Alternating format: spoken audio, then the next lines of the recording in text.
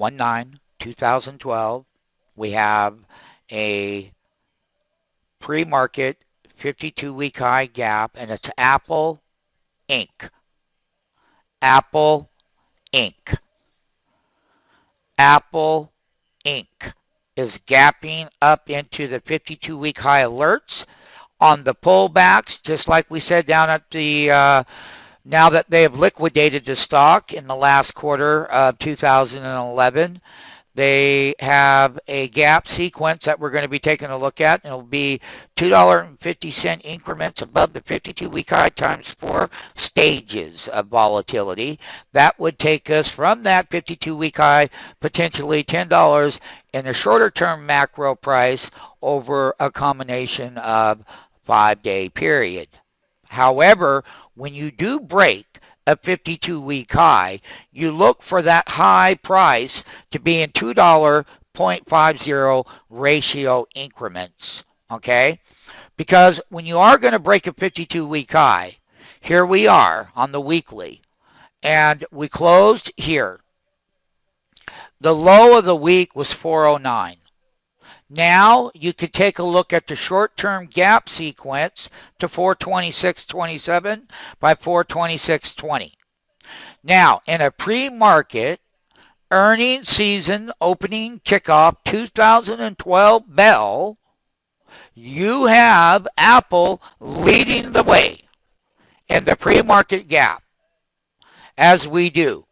And as we start the earnings season today, we have the leader approaching the 52-week highs.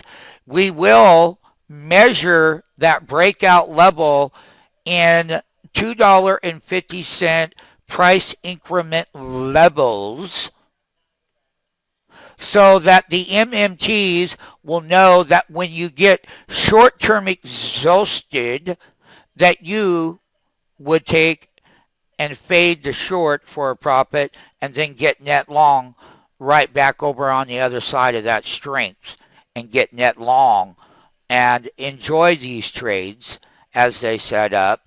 The exhaustion gap, 52-week high, kickoff, earnings season, Apple is leading the way. So the old story is the one that got overbought, our Google, that's why we're not long that. And that it's underperforming Apple right now. But when Google was in its good 10-week uptrend, Apple was underperforming Google. And it was. Now we have Apple back up on top, and we have this name that got short-term overbought has to pull back.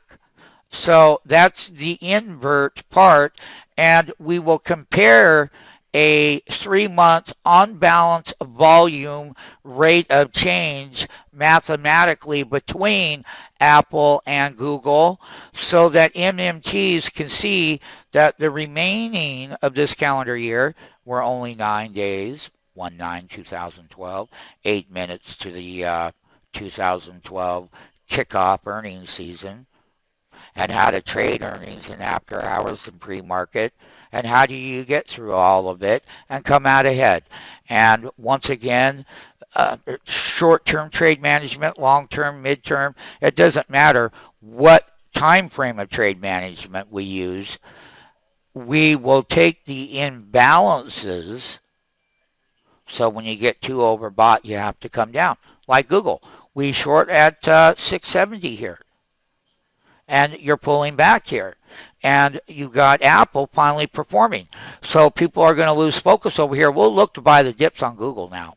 I've got that 640 call, and I got bids out here. That's that weekly, 1/13/2012. Reports earnings on 6/17. Pre-market futures are up and have been all morning. And we're watching that Apple gap when it pulls back. And you see the 3-minute buy bars, you want to be in toward the bottom, you'll snap it long and you'll look for 3 teeny, 5 teeny, 7 teeny breakouts intraday in our system. However, you're going to want to go to your MMT platform and you're going to want to look and take a look at where that gap is in your platform. That's going to be how many deltas is that gapping up, because you already got a $4 gap working. And that's a pretty good sized gap. It's also telling us that forward-looking volatility as of today, volatility is going to pick up in the market. And we are going to have extreme periods of volatility in calendar 2012. And we have the earnings season starting today, and we have a pre-market gap. And yes, we're going to see if people sell into that gap or not. We'll know here in about 6 minutes. But buy the pullbacks and sell the rips.